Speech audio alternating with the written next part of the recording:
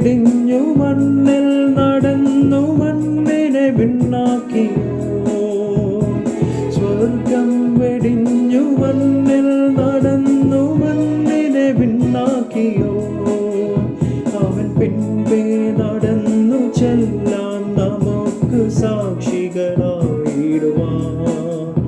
അവൻ പിൻപേ നടന്നു ചെല്ലാൻ നമുക്ക് സാക്ഷികളായിടുവാൻ. ആരാധനയുടെ ആത്മാവുണരട്ടെ. ജനമെല്ലാം മറന്നു നാഥനെ വാഴ്ത്തട്ടെ. നാവിൽ നവനവഗാനങ്ങളുമായി ഉണർന്നു പാടട്ടെ. നാവിൽ നവനവഗാനങ്ങളുമായി ഉണർന്നു പാടട്ടെ.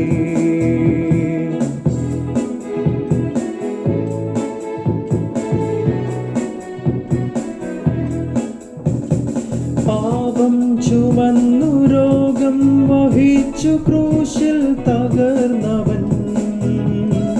പാപം ചുമന്നു രോഗം വഹിച്ചു ക്രൂശിൽ തകർന്നവൻ. പുതുജീവൻ പകർന്നു നൽകാനുയർത്തു നമുക്കായി ജീവിക്കുന്നു. പുതുജീവൻ പകർന്നു നൽകാനുയർത്തു നമുക്കായി ജീവിക്കുന്നു. ആരാധനയുടെ ആത്മാവുണരട്ടെ. ജനമെല്ലാം മറന്നു നാഥനെ വാഴ്ത്തട്ടെ. നാവിൽ നവനവഗാനങ്ങളുമായി ഉണർന്നു പാടട്ടെ. നാവിൽ നവനവഗാനങ്ങളുമായി ഉണർന്നു പാടട്ടെ.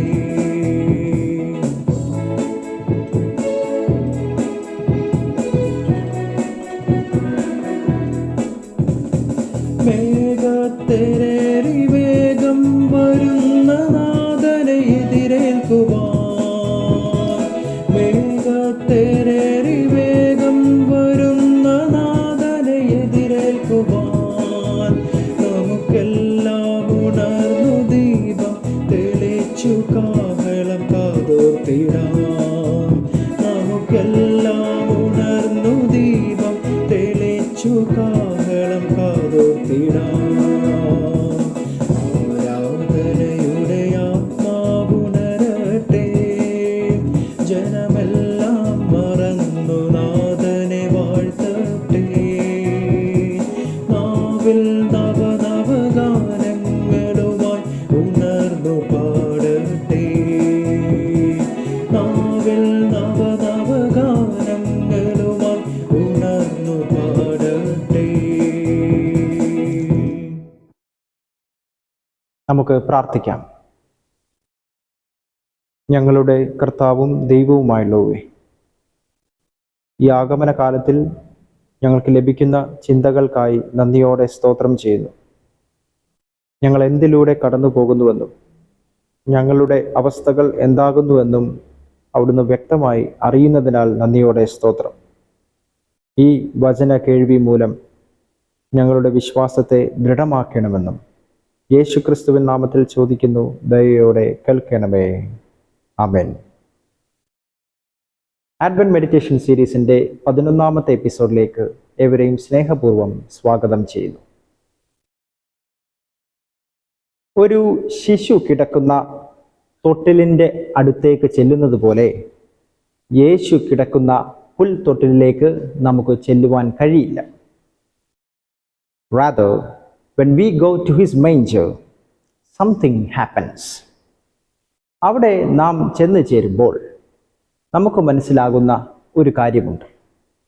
നമ്മളോടുള്ള ദൈവത്തിൻ്റെ കരുണയും നമ്മളോടുള്ള ദൈവത്തിൻ്റെ കൃപയും എത്ര വലിയത് എന്ന് നമുക്ക് തിരിച്ചറിയുവാൻ കഴിയും. ഈ ലോകത്തിൻ്റെ കർത്താവും ഈ ലോകത്തിൻ്റെ സ്രഷ്ടാവുമായ ദൈവം ഇവിടെ വളരെ ചെറുതായിരിക്കുന്നു. God is here in the corner. ഈ ശിശുവിൻ്റെ നിസ്സഹായതയിൽ നമ്മെ ദൈവം കണ്ടുമുട്ടുകയാണ് ചെയ്യുന്നത്. God meets us in the helplessness and the defenselessness of the child. അതുകൊണ്ട് ദൈവത്തിൻ്റെ സിംഹാസനം ഈ ലോകത്തിൽ മനുഷ്യരുടെ സിംഹാസനങ്ങളിൽ അല്ല ഇരിക്കുന്നത്. പിന്നെയോ ദൈവത്തിൻ്റെ സിംഹാസനം പശുത്തൊട്ടിയിലാണ്. മനുഷ്യരുടെ ഹൃദയങ്ങളുടെ ആഴങ്ങളിലാണ് ദൈവത്തിൻ്റെ സിംഹാസനം, ഇൻ ഹ്യൂമൻ ഡെപ്ത്സ്. മത്തായി സുവിശേഷം 14 അധ്യായം അതിൻ്റെ 25 വാക്യത്തിൽ പറയുന്നു, രാത്രിയിലെ 4 യാമത്തിൽ അവൻ കടലിന്മേൽ നടന്ന് അവരുടെ അടുക്കൽ വന്നു. മത്തായി സുവിശേഷം 14 അധ്യായം 22 മുതലുള്ള വേദഭാഗത്ത് യേശു പുരുഷാരത്തെ വേഗത്തിൽ പറഞ്ഞയക്കുകയും ഒപ്പം ശിഷ്യന്മാരോട് പടകിൽ കയറി അക്കരയ്ക്ക് പോകാൻ നിർബന്ധിച്ചതിൻ്റെയും ഒരു കാരണമുണ്ട്. അത് വിശുദ്ധ യോഹന്നാൻ അപ്പോസ്തലൻ തൻ്റെ സുവിശേഷത്തിൽ രേഖപ്പെടുത്തിയിരിക്കുന്നു. യോഹന്നാൻ സുവിശേഷം 6 അധ്യായം അതിൻ്റെ 14-15 വാക്യങ്ങളിൽ പുരുഷാരം യേശുവിനെ പിടിച്ച് രാജാവാക്കുവാൻ ഭാവിച്ചു എന്ന് പറയുന്നുണ്ട്. പുരുഷാരത്തിൻ്റെ ആഗ്രഹങ്ങൾ ആത്മീയതയ്ക്ക് നിരക്കുന്നതല്ല എന്നും അവരുടെ ഉദ്ദേശങ്ങൾ അതെല്ലാം ദൈവഹിതത്തിന് പുറത്തുള്ളതാണ് എന്നും കർത്താവിന് വ്യക്തമായ ധാരണ ഉണ്ടായിരുന്നു. ശിഷ്യന്മാർ അവിടെ പടകിൽ കയറാതെ അവിടെ തന്നെ നിലയുറപ്പിച്ചിരുന്നെങ്കിൽ നിശ്ചയമായും അല്ലെങ്കിൽ സ്വാഭാവികമായും അവർ പുരുഷാരത്തിൻ്റെ താല്പര്യങ്ങളിൽ വീണുപോയേനെ. കാരണം ശിഷ്യന്മാർക്ക് ആ നിമിഷം വരെയും ക്രിസ്തുവിൻ്റെ പദ്ധതികളെക്കുറിച്ച് ഒരു അറിവും അവർക്ക് ഇല്ലായിരുന്നു. അവർ തങ്ങളുടെ ഇടയിൽ ആരാണ് വലിയവൻ എന്ന ചോദ്യത്തിന് ഉത്തരം കണ്ടെത്തുവാനായിരുന്നു ശ്രമിച്ചുകൊണ്ടിരുന്നത്. നാം ഓരോരുത്തരും ജീവിതത്തിൻ്റെ കൊടുങ്കാറ്റുകളിൽ കൂടെ കടന്നു പോകുമ്പോൾ തിരകളാൽ വലഞ്ഞ ഈ ശിഷ്യന്മാരുടെ അനുഭവം നമുക്ക് ഉന്മേഷം പകരുന്നതാണ്. എന്നാൽ നാം ഓരോരുത്തരും ജീവിതത്തിലെ കൊടുങ്കാറ്റുകളിൽ വലയുമ്പോൾ സ്വർഗീയമായ ചില ഉറപ്പുകളിൽ നാം വിശ്രമിക്കേണ്ടതാണ്. മത്തായി സുവിശേഷം 14 അധ്യായം 22 മുതൽ 33 വരെയുള്ള വാക്യങ്ങൾ ചില സ്വർഗീയമായ ഉറപ്പുകൾ, ഹെവൻലി പ്രോമിസസ് നമുക്ക് നൽകുന്നുണ്ട്. ഒന്നാമത്തെ promise, he brought me here. അവനാണ് എന്നെ ഇവിടെ കൊണ്ടുവന്നത്. ശിഷ്യന്മാർ ദൈവഹിതത്തിന് അനുസൃതമായി ജീവിച്ചതുകൊണ്ടാണ് കൊടുങ്കാറ്റ് വന്നത്. അല്ലാതെ ദൈവഹിതത്തെ മാനിക്കാതെ അല്ലെങ്കിൽ അനുസരിക്കാതെ യോനായെ പോലെ ദൈവത്തിന് വിപരീതമായി പ്രവർത്തിച്ചത് കൊണ്ടല്ല അവിടെ കൊടുങ്കാറ്റ് വന്നത്. ഇങ്ങനെ ഒരു കൊടുങ്കാറ്റ് വരുന്നുണ്ട് എന്ന് യേശുവിന് അറിയാമായിരുന്നു. തീർച്ചയായും അറിയുമായിരുന്നു എന്ന് വേണം പറയുവാൻ. എന്നാൽ യേശു അറിഞ്ഞുകൊണ്ട് അവരെ കൊടുങ്കാറ്റിലേക്ക് നയിച്ചതാണോ എന്ന് ചോദിച്ചാൽ അതിൻ്റെ ഉത്തരം അതെ എന്നാണ്.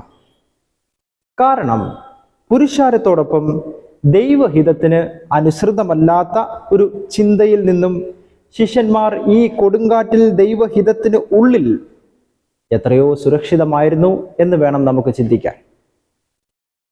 നമ്മുടെ ഓരോരുത്തരുടെയും ജീവിതമാകുന്ന യാത്രയിൽ സാഹചര്യത്തെ കണക്കിലെടുത്ത് ഒരിക്കലും നമ്മുടെ സുരക്ഷിതത്വത്തെ വിലയിരുത്തരുത് എന്ന വലിയ പാഠമാണ് ഈ വേദഭാഗം നമുക്ക് നൽകുന്നത്. പാട്ടുകാരൻ ഇങ്ങനെ പാടി: ഞാനവനുള്ളം കയ്യിലിരിക്കയാൽ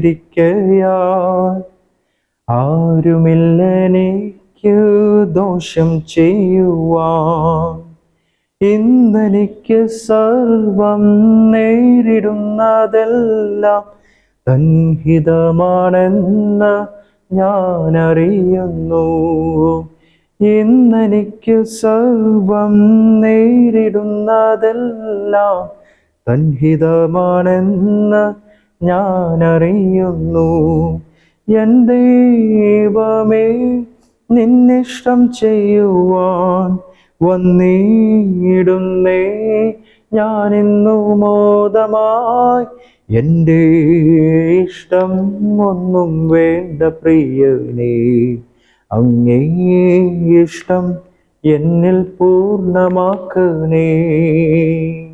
വളരെ അർത്ഥവത്തായ ഒരു ഗാനമാണിത്. വേദപുസ്തകം നാം പഠിക്കുമ്പോൾ 2 തരം കൊടുങ്കാറ്റുകൾ ഉണ്ട് എന്ന് മനസ്സിലാക്കാം. ഒന്നാമത്തേത് തിരുത്തലുകളുടെ കൊടുങ്കാറ്റാണ്, സ്റ്റോംസ് ഓഫ് കറക്ഷൻ. മറ്റൊന്ന് സ്റ്റോംസ് ഓഫ് പെർഫെക്ഷൻ ആണ്, ദൈവം നമ്മെ വളരുവാൻ സഹായിക്കുന്ന ചില കൊടുങ്കാറ്റുകൾ. താൻ ദൈവത്തിൻ്റെ വാക്കുകൾ അനുസരിക്കാതിരിക്കുകയും അത് തിരുത്തുകയും ചെയ്യേണ്ടതിനാൽ യോന കൊടുങ്കാറ്റിൽ അകപ്പെട്ടു എന്ന് നമുക്കറിയാം. ക്രിസ്തുവിൻ്റെ വാക്കുകൾ അനുസരിക്കുകയും തികഞ്ഞവർ ആകേണ്ടതിനും ശിഷ്യന്മാർ ഇവിടെ കൊടുങ്കാറ്റിൽ അകപ്പെട്ടു. ഇതിനു മുൻപും യേശു ശിഷ്യന്മാരോടൊപ്പം പടകിലായിരുന്നപ്പോൾ യേശു ആ ശിഷ്യന്മാരെ കൊടുങ്കാറ്റിൽ പരീക്ഷിച്ചിട്ടുണ്ട്. പക്ഷേ ഇത്തവണ കർത്താവ് ശിഷ്യന്മാരെ പരീക്ഷിച്ചത് മറ്റൊരു രീതിയിലായിരുന്നു. അവർ പടകിൽ തനിച്ചായിരിക്കുകയും കർത്താവ് പുറത്തായിരിക്കുന്ന ഒരു സാഹചര്യത്തിലുമാണ് പരീക്ഷിച്ചത്. ദൈവഹിതത്തിന് നാം ഓരോരുത്തരും അനുസൃതമായി ജീവിക്കുമ്പോൾ ജീവിതം സ്വസ്ഥമായി മുന്നോട്ട് പോകും എന്ന് ഒരിക്കലും ചിന്തിക്കരുത്. യേശു പറഞ്ഞു, ലോകത്തിൽ നിങ്ങൾക്ക് കഷ്ടമുണ്ട്, എങ്കിലും ധൈര്യപ്പെടുവിൻ, ഞാൻ ലോകത്തെ ജയിച്ചിരിക്കുന്നു. നാം ഓരോരുത്തരും ദൈവഹിതത്തിന് അനുസൃതമായി ജീവിക്കുമ്പോൾ, നാം തിരകളാൽ വലയുമ്പോൾ ഓർക്കുക, കർത്താവാണ് നമ്മെ ഓരോരുത്തരെയും ഇവിടെ കൊണ്ടുവന്നത്. കർത്താവ് എന്നെ കരുതും എന്ന് നാം ഓരോരുത്തരും വിശ്വസിക്കേണ്ടതാണ്. രണ്ടാമത്തെ promise, heavenly promise, he is praying for me. അവൻ എനിക്ക് വേണ്ടി പ്രാർത്ഥിക്കുന്നു. ഈ കാലഘട്ടത്തിലെ സഭയുടെയും ഒപ്പം കർത്താവിൻ്റെയും ചിത്രീകരണം എന്ന് വേണമെങ്കിൽ ഈ രംഗത്തെ നമുക്ക് പരാമർശിക്കാവുന്നതാണ്. ദൈവത്തിൻ്റെ ജനം കൊടുങ്കാറ്റിലാണ്. ദൈവത്തിൻ്റെ ജനം അഗ്നിശോധനയിലൂടെയാണ് മുന്നോട്ട് പോകുന്നത്. എന്നാൽ യേശു ക്രിസ്തു സ്വർഗത്തിൽ പിതാവിനോട് എനിക്കും നിങ്ങൾക്കും വേണ്ടിയും അപേക്ഷിക്കുകയാണ് ചെയ്യുന്നത്. അവിടുന്ന് നമ്മെ കാണുന്നു, അവിടുന്ന് നമ്മുടെ ആവശ്യങ്ങൾ അറിയുന്നു. അതുപോലെ തന്നെ യേശു കർത്താവ് തൻ്റെ ശിഷ്യന്മാരുടെ പ്രതിസന്ധി ഇവിടെ അറിഞ്ഞു. നാം എന്തിലൂടെയാണ് കടന്നു പോകുന്നത്, നമ്മുടെ ഭാരങ്ങൾ എന്താണ്, ഇതൊക്കെയും യേശു കർത്താവിന് വ്യക്തമായി അറിയാം. യേശു തനിച്ചു പോയി തൻ്റെ ശിഷ്യന്മാരുടെ വിശ്വാസം ദൃഢമാക്കണമേ എന്ന് പ്രാർത്ഥിക്കുകയായിരുന്നു ചെയ്തത് എന്ന് വേണം നാം മനസ്സിലാക്കുക. മൂന്നാമത്തെ heavenly promise, he will come to me. അവൻ എൻ്റെ അടുക്കലേക്ക് വരും. ഒരു പക്ഷേ നാം ജീവിതത്തിൻ്റെ പ്രതിസന്ധികളിൽ കൂടെ കടന്നു പോകുമ്പോൾ കർത്താവ് നമ്മെ ഉപേക്ഷിച്ചോ എന്നൊരു ചിന്ത നമുക്ക് ഉണ്ടായേക്കാം. ദാവീദ് രാജാവ് സമാനമായ അനുഭവത്തിൽ കൂടെ കടന്നുപോയി. എങ്കിലും ആത്യന്തികമായി ദൈവം എന്നെ രക്ഷിക്കും എന്ന് ദാവീദ് രാജാവ് വിശ്വസിച്ചിരുന്നു. പൗലോസ് അപ്പോസ്തലനും തൻ്റെ ജീവിതം പരിശോധിക്കുമ്പോൾ ഇതേ അനുഭവത്തിൽ കൂടി തന്നെ കടന്നു പോയിട്ടുണ്ട്. യേശു കർത്താവ് നമ്മുടെ ജീവിതത്തിലെ കൊടുങ്കാറ്റിൻ്റെ മധ്യത്തിലേക്ക് കടന്നു വരുന്നവനാണ് എന്ന് നാം വിശ്വസിക്കണം. അതുകൊണ്ടാണ് യെശയ്യാ പ്രവാചകന്റെ പുസ്തകത്തിൽ പറയുന്നത്, നീ വെള്ളത്തിൽ കൂടെ കടക്കുമ്പോൾ ഞാൻ നിന്നോട് കൂടെയുണ്ട്. ഒരു പക്ഷേ നാം ആഗ്രഹിക്കുന്ന സമയത്ത് കർത്താവ് വരണമെന്നില്ല. കാരണം നമ്മുടെ ഏത് സാഹചര്യങ്ങളിലാണ് വരേണ്ടിയത് എന്ന് യേശു കർത്താവിന് കൃത്യമായും വ്യക്തമായും അറിയാം. ശിഷ്യരുടെ പടക് കരയിൽ നിന്ന് അനേകം ദൂരം മുന്നോട്ട് പോകുന്ന ഇടം വരെയും എല്ലാ സഹായവും, സകല മാനുഷിക സഹായവും പ്രത്യാശയും നഷ്ടമാകുന്ന ഇടം വരെയും കർത്താവ് കരയിൽ കാത്തു നിന്നു. ഒരർത്ഥത്തിൽ യേശു കർത്താവ് ശിഷ്യന്മാരുടെ വിശ്വാസത്തെ പരീക്ഷിക്കുകയായിരുന്നു എന്ന് വേണം പറയുവാൻ. അവസാനത്തെ heavenly promise, he will help me grow. അവൻ എന്നെ വളരുവാൻ സഹായിക്കും. കൊടുങ്കാറ്റിലൂടെ വെളിപ്പെടേണ്ട പദ്ധതി ഇതായിരുന്നു, വളരുവാൻ സഹായിക്കുക. ശിഷ്യന്മാരെ വിശ്വാസത്തിൽ വളരുവാൻ സഹായിക്കുക. കാരണം യേശു കർത്താവിന് ഒരു നാൾ അവരെ വിട്ടുപോകേണ്ടതാണ്. അതിനുശേഷം ശിഷ്യന്മാർക്ക് നേരിടുവാനുള്ളത് ഇതിലും വലിയ കാഠിന്യമേറിയ കൊടുങ്കാറ്റുകൾ, പരീക്ഷണങ്ങൾ, പീഡനങ്ങൾ ആയിരുന്നു. ആദ്യത്തെ കൊടുങ്കാറ്റ് യേശു ശാന്തമാക്കിയപ്പോൾ ഇവൻ എങ്ങനെയുള്ളവൻ, കാറ്റും കടലും കൂടെ ഇവനെ അനുസരിക്കുന്നുവല്ലോ എന്നാണ് ശിഷ്യന്മാർ പറഞ്ഞത്. എന്നാൽ ഇപ്പോൾ അവരുടെ വ്യക്തമായ സാക്ഷ്യം എന്താണ്? അവർ പറഞ്ഞു, നീ ദൈവപുത്രൻ സത്യം എന്ന് പറഞ്ഞ് അവനെ നമസ്കരിച്ചു.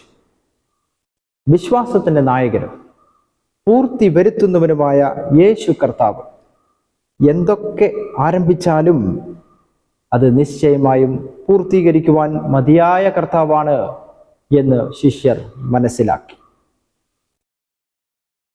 5 അപ്പം കൊണ്ട് 5000 പേരെ പോഷിപ്പിച്ച യേശുവിൻ്റെ അത്ഭുതം കണ്ട് സന്തോഷിച്ച് ആനന്ദിച്ച് അങ്ങനെയാണ് അവർ പടകിൽ കയറിയത്. അങ്ങനെ ശിഷ്യന്മാർ യാത്ര തുടങ്ങി. എന്നാൽ ദൈവം അവരെ കൊടുങ്കാറ്റിൻ്റെ അനുഭവത്തിൽ കൂടെയാണ് തുടർന്ന് കടത്തിവിട്ടത്.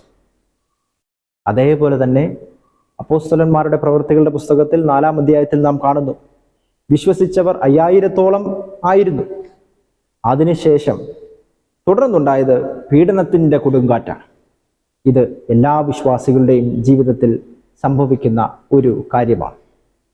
എന്നാൽ 3-ാം സങ്കീർത്തനത്തിൻ്റെ 3-ാം വാക്യത്തിൽ പറയുന്നു, നീയോ യഹോവേ എനിക്ക് ചുറ്റും പരിചയം, എൻ്റെ മഹത്വവും എൻ്റെ തല ഉയർത്തുന്നവനും ആകുന്നു എന്ന് സങ്കീർത്തന രചയിതാവ് പറയും. പ്രിയമുള്ളവരെ, മറ്റുള്ളവർ ധനസമൃദ്ധിയിലും മറ്റുള്ളവർ ബുദ്ധിയുടെ സാമർഥ്യത്തിലും മറ്റുള്ളവർ സ്ഥാനമാനങ്ങളിലും ഒക്കെ പുകഴുമ്പോൾ സങ്കീർത്തന രചയിതാവ് സാക്ഷിക്കുകയാണ്, ദൈവമേ നിന്നിലാണ് എൻ്റെ ഉയർച്ച, നിന്നിലാണ് എൻ്റെ സെക്യൂരിറ്റി അല്ലെങ്കിൽ പ്രൊട്ടക്ഷൻ അല്ലെങ്കിൽ ഭദ്രത എന്ന് രചയിതാവ് സാക്ഷിക്കുന്നു. അതുകൊണ്ടാണ് ശത്രുക്കളുടെ മധ്യത്തിലും ദാവീദ് രാജാവിന് തല താഴ്ത്തേണ്ടി വരാതെ ഇരുന്നത്. ദൈവസന്നിധിയിൽ തല താഴ്ത്തി നമസ്കരിക്കുന്നവർ ഒന്നിലും ലജ്ജിച്ച് തല താഴ്ത്തേണ്ടി വരികയില്ല എന്ന് മാത്രമല്ല, അവരെ മനുഷ്യരുടെ മുമ്പിൽ മാന്യതയിൽ തല ഉയർത്തുമാറാക്കുന്നു. ഇത് ദാവീദ് രാജാവ് അവിടെ സാക്ഷിക്കുകയാണ് ചെയ്യുന്നത്. പ്രിയപ്പെട്ടവരെ, ദൈവഹിതം അനുസരിച്ച് ജീവിക്കുന്നവർക്ക് ശത്രുക്കളിൽ നിന്ന് നിശ്ചയമായും പീഡനങ്ങൾ ഏൽക്കേണ്ടി വരും. എന്നാൽ 5-ാം വാക്യത്തിൽ രചയിതാവ് പറയുന്നു, ഞാൻ കിടന്നുറങ്ങി, യഹോവ എന്നെ താങ്ങുകയാൽ ഉണർന്നുമിരിക്കുന്നു. മെത്തഡിസത്തിന്റെ പിതാവ് എന്നറിയപ്പെടുന്ന ജോൺ വെസ്ലി, അദ്ദേഹത്തെ ശത്രുക്കൾ വേട്ടയാടിയ ഒരു കാലമുണ്ടായിരുന്നു. ഒരു ദിവസം നാട്ടിൻ പുറത്ത് ഒഴിഞ്ഞു കിടന്ന ഒരു കെട്ടിടത്തിൽ പ്രാർത്ഥനയ്ക്കായി ജോൺ വെസ്ലി പ്രവേശിച്ചു. അത് അറിഞ്ഞ ഒരു സംഘം ആളുകൾ ആ കെട്ടിടം വളഞ്ഞ് കല്ലെറിയുവാൻ തുടങ്ങി. സകല ജനലുകളും അവർ തകർത്തു. എല്ലാം തകർത്തിട്ടും ജോൺ വെസ്ലിക്ക് ഒരു അനക്കവും ഉണ്ടായില്ല എന്നാണ് പറയുന്നത്. ജോൺ വെസ്ലിയുടെ യാതൊരു അനക്കവും അവർ കേട്ടില്ല. ഇങ്ങനെ ഒന്നും കേൾക്കാതിരുന്നത് കൊണ്ട് അവരിൽ ഒരുവൻ നിശബ്ദമായിട്ട് ആ അകത്ത് കയറിച്ചു. കല്ലേറ് ചെല്ലാത്ത ഒരു ഒഴിഞ്ഞ കോണിൽ ഒരു തൂണിൻ്റെ മറവ് പറ്റി ജോൺ വെസ്ലി കൂർക്കം വലിച്ച് കിടന്നുറങ്ങുന്നതാണ് അയാൾ കണ്ടത്. കർത്താവ് എന്നെ താങ്ങിക്കൊള്ളുമെന്ന് വിശ്വാസമുള്ള, സധൈര്യം വിശ്വസിക്കുന്ന ഒരു വ്യക്തിക്ക്, അങ്ങനെയുള്ള വ്യക്തിക്ക് മാത്രമേ കല്ലേറിൻ്റെ മധ്യത്തിലും പീഡനത്തിൻ്റെ മധ്യത്തിലും വലിയ ശോധനകളുടെ നടുവിലും മരണനിഴലിലും സുഖമായി കിടന്ന് ഉറങ്ങുവാൻ കഴിയുകയുള്ളൂ. കാരണം കർത്താവ് അവർക്ക് ചുറ്റും പരിചയമായി ഉണ്ട് എന്നവർ വിശ്വസിച്ചിരിക്കും. എന്നെ കേൾക്കുന്ന പ്രിയമുള്ളവരെ, ഈ ആഗമന കാലത്തിൽ കർത്താവ് നമ്മിലേക്ക് വന്നു എന്ന ഉറപ്പായ ബോധ്യം നമുക്ക് ഉണ്ടാകണം. അവിടുന്നാണ് എന്നെ ഇവിടേക്ക് കൊണ്ടുവന്നത്, അതുകൊണ്ട് ഇതിലൂടെ നടത്തുവാൻ അവിടുന്ന് എനിക്ക് മതിയായ ദൈവമാണ് എന്ന് ഈ ആഗമന കാലത്തിൽ നമുക്ക് ഉറപ്പോടെ പ്രത്യാശിക്കുവാൻ കഴിയണം. ഏത് ആവശ്യങ്ങളുടെ നടുവിലും അവിടുത്തെ സാന്നിധ്യം നമ്മിൽ നിറയുന്നു. അതുകൊണ്ട് അവിടുത്തെ കരുണയിൽ നമുക്കെല്ലാവർക്കും ആശ്രയിക്കാം. നമുക്ക് പ്രാർത്ഥിക്കാം. ഞങ്ങളുടെ കർത്താവും ദൈവവുമായുള്ളവർ, അവിടുത്തെ കരുണ എത്ര വലിയതെന്ന് ഓർക്കുവാൻ ഞങ്ങളെ സഹായിക്കണമേ. ഏത് ശോധനകളുടെ നടുവിലും അതിലൂടെ അവിടുന്ന് ഞങ്ങളെ നടത്തുമെന്ന്, അതിൻ്റെ നടുവിലും ഞങ്ങളെ കരം പിടിച്ച് നടത്തുമെന്നുള്ള വലിയ ബോധ്യത്താൽ ഞങ്ങളെ നിറയ്ക്കണമെന്ന് യേശു ക്രിസ്തുവിൻ നാമത്തിൽ ചോദിക്കുന്നു. ദയയോടെ കേൾക്കണമേ. ആമേൻ. നാളെ ഇതേ സമയം നമുക്ക് കാണാം. എല്ലാവർക്കും ശുഭരാത്രി നേരുന്നു. ദൈവം നിങ്ങളെ അനുഗ്രഹിക്കട്ടെ.